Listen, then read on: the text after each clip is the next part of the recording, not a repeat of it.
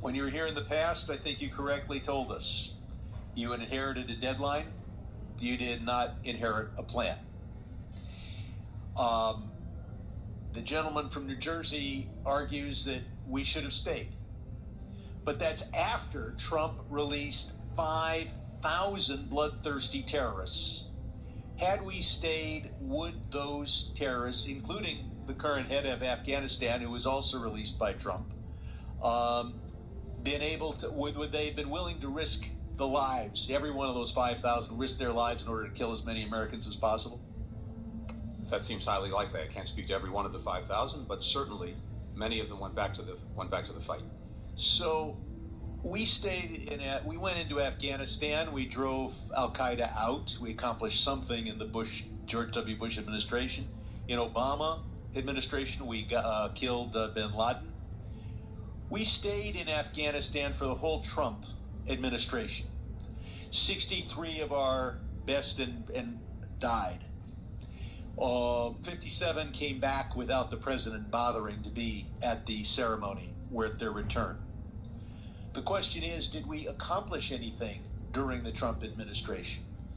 Did we get a better deal in 2020 than we could have gotten in 2017? Now, the deal we got in 2017 was total surrender. The only requirement was that the Taliban not be a center for international terrorism. They have that obligation anyway. They did not commit themselves to protecting our troops on the way out or our embassy on the way out.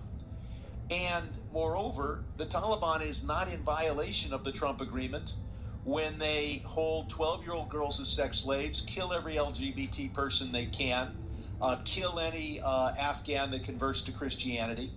So the deal was the weakest ever, and it had no enforcement. So so couldn't we have gotten that same deal in 2017? And would 63 more American soldiers be alive if we had done that then?